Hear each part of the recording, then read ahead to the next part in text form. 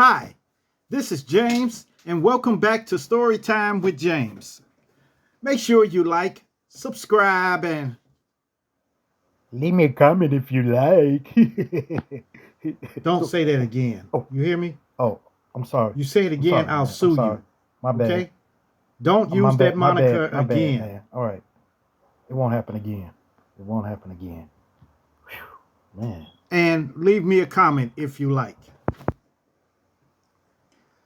And hit me on the Cash App. Hit that Cash App to help me out with acrylic paint, masking tape, and brushes. Okay. This story is it's kind of a sad story. It's to me, it's a sad story, okay? But it's a true story, okay? And I'm changing the names around, okay? All right. It's called Gloria. Gloria. Yeah. I've known Gloria for around 11 years. 11 years. She was a manager at the hotel where I worked for 13 years. Okay? She was a real good friend. She was a good friend. She would tell me about her kids and her family life, and especially her dogs. She would talk about her dogs all the time. She would tell me about this, and we would laugh and joke and stuff like that. Yeah, we had a real good work relationship. Yep. But that was when I worked a midnight. Gloria would let us, Gloria would let us eat whatever we wanted for lunch, okay? Because she was over the kitchen and somewhat the bar area. We had it was a bar in the back in the kitchen.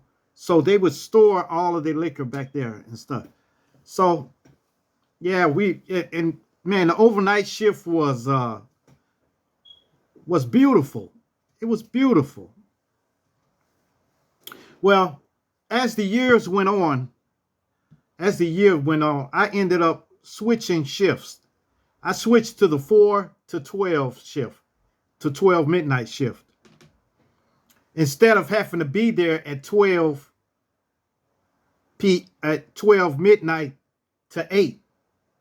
So I'm telling you, I was glad to switch though. But I a little bit of me was sad because I had to leave the shift and I had to leave all of my friends, all of them. Everyone on there was my friend, you know. And I got to know everyone on the midnight shift. But hey, we have to move on. So she Gloria was I got to see her for maybe 2 hours because she came in at probably 9 o'clock, 9 till maybe 6, 9 to 6 or something like that. So she had to leave at that time. Okay, when I did see her, we would laugh and joke like old times, like old times. Okay. Then one day we was laughing and stuff, and I smelled from her breath alcohol, like she just took a drink or something, And then I was thinking maybe she took a cocktail before she left her house. She had a little drink before she left the house. So I kind of didn't throw it in the back of my mind, okay? I just threw it in the back of my mind, okay?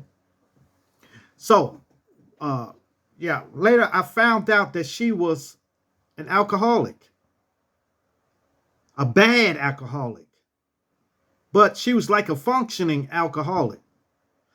She just was a functioning alcoholic. She at work, I couldn't tell.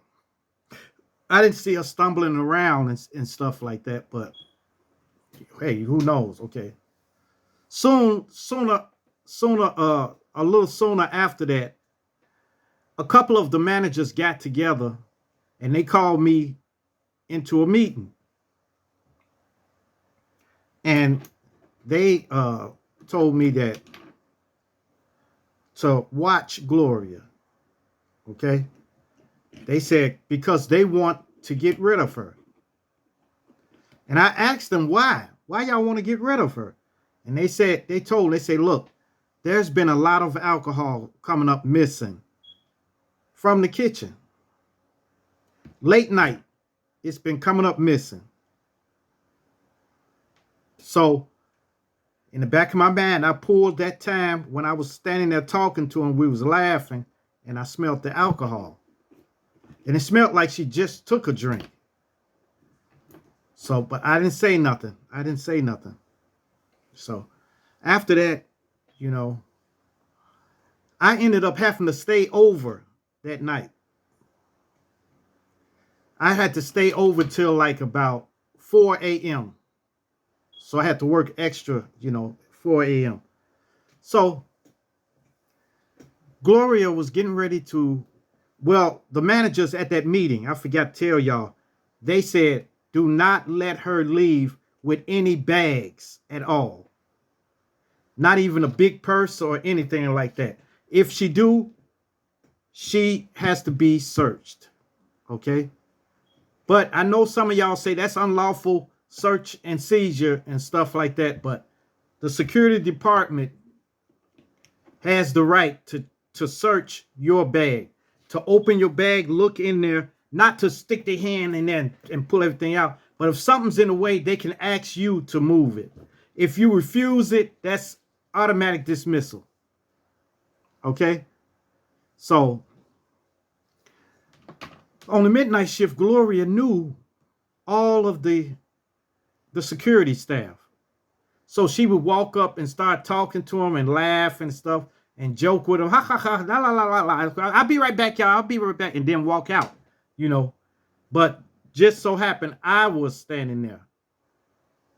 I wasn't standing in close proximity to security, but I was like in a doorway.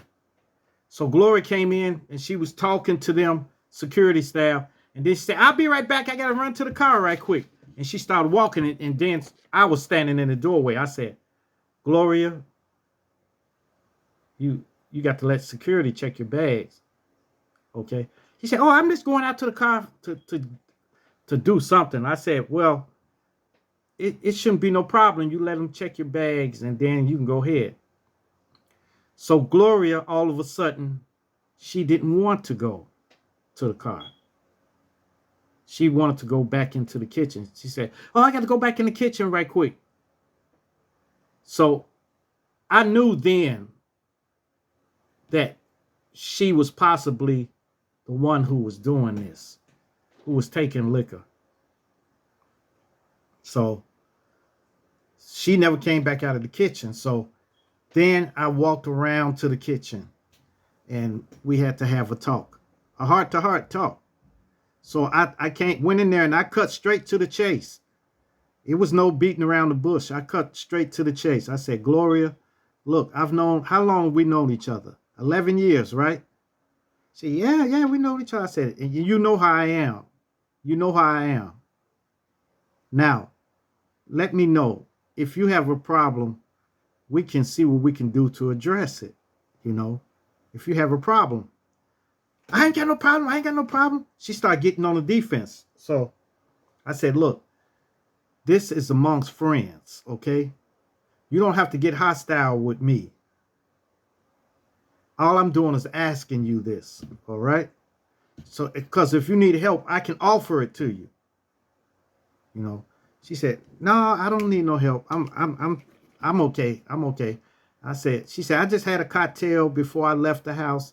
I had a little drink before I left the house. So I told her, I said, look, from now on, before you get in here, if you got to take a drink before you come in, you need to brush your teeth and, put some mouthwash and then eat peppermints. That's what I told her.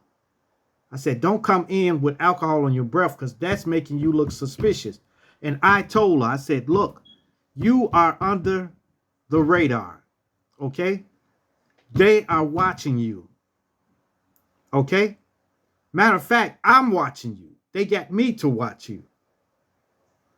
Okay? She said, what? They got you watching me? I said, look, that's it. Don't drink any alcohol before you come to work. And definitely don't take any alcohol out.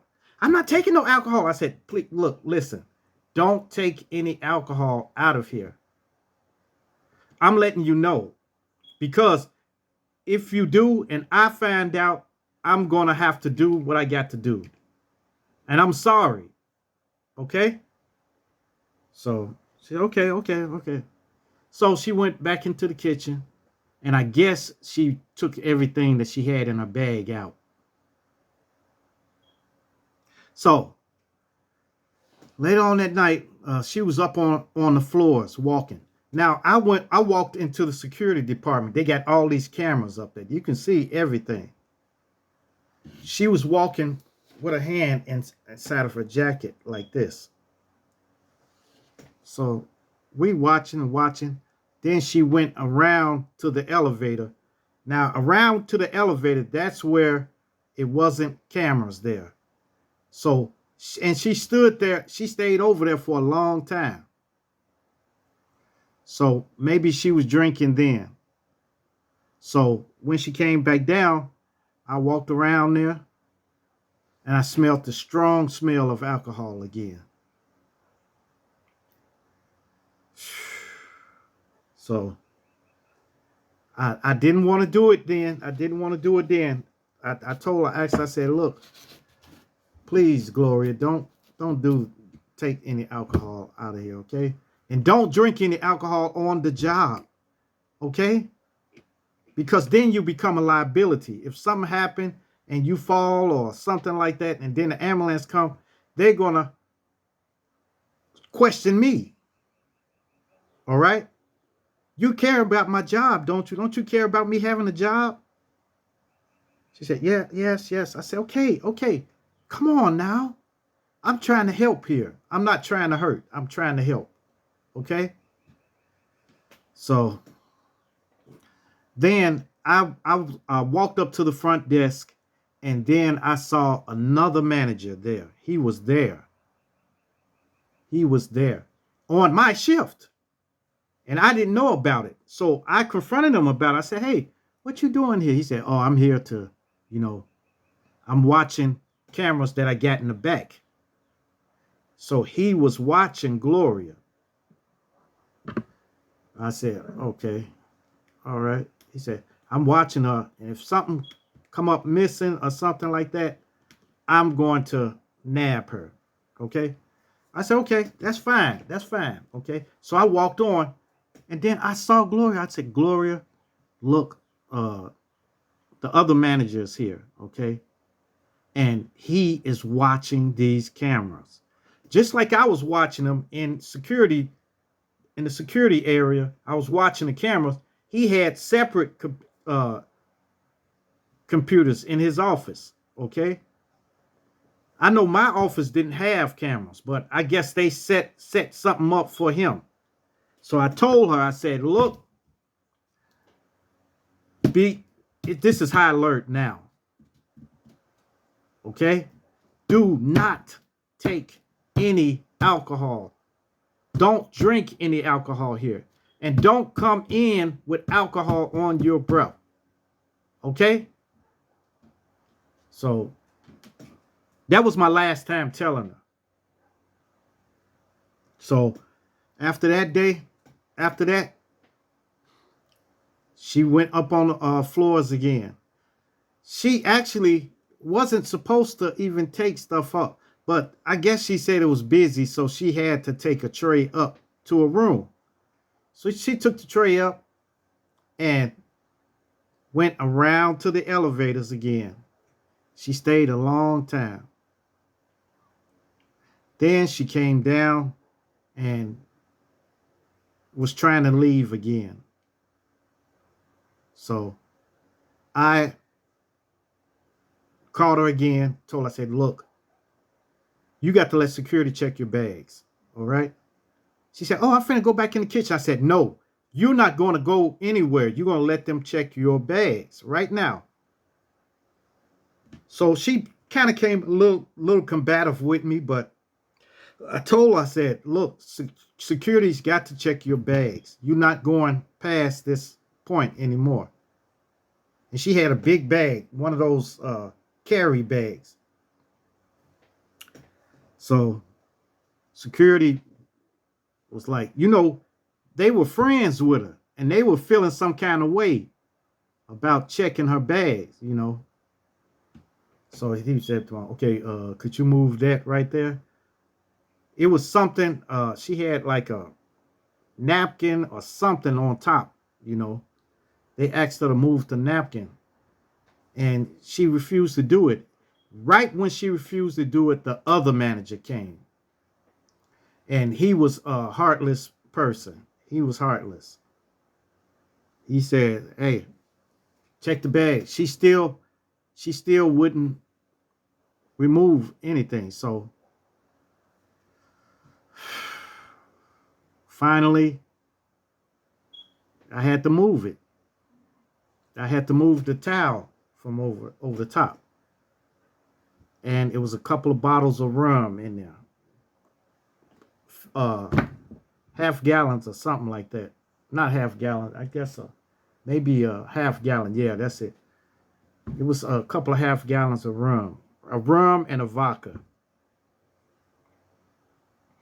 So they took it out, and then they asked me to drug test her. To test her for alcohol, like a breathalyzer. So I went to the office. None of the security didn't want to do it, okay? Because she had been a dear friend of ours. So I had to breathalyze her. So she went into the kitchen and stuffed a lot of peppermints in her mouth. That wasn't going to help it. She blew the highest that they can have on there. At that time, I had to tell her, I said, look, you're going to have to see human resources. In 3 days, you suspend it for 3 days, then you have to come back and see human resources, okay? And it was crazy. Actually, it hurt me so bad to have to do her like that. But it should have hurt her to do me like that, to make me do this, make me have to go through these lengths after I've been warning her time and time again. Okay? So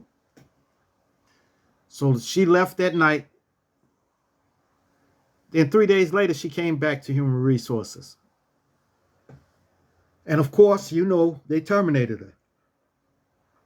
They terminated her on the spot. So after that, she left. But I know people from the kitchen was looking at me like I did it, And I told them, I said, they didn't know about me having those talks with her, And I told them, and they said, well, I talked to her, the other day. She said she was going to sue the hotel. So I said, cool. Let her go ahead.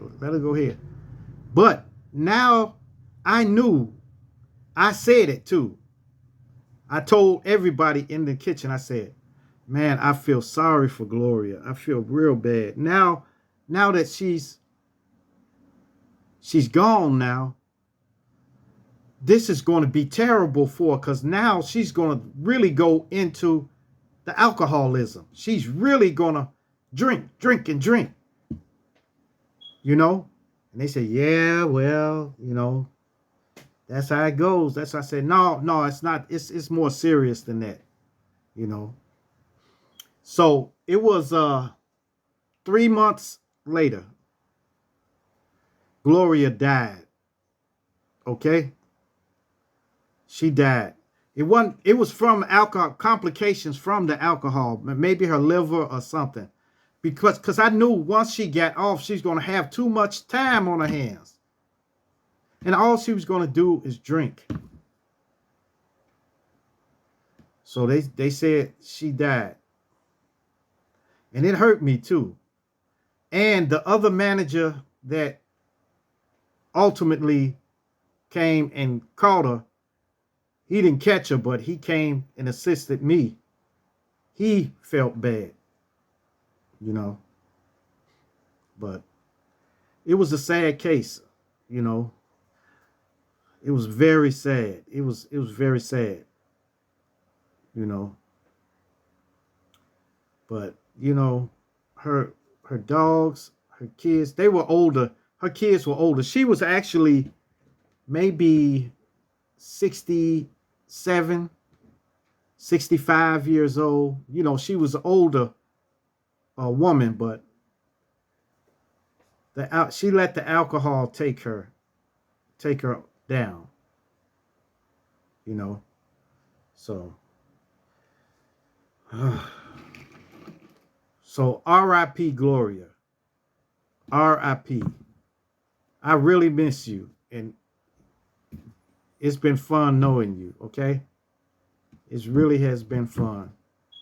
You know, we had a lot of fun on the midnight shift when I worked there. But after she left, that it wasn't the same. All right? Okay. That's it for my story time.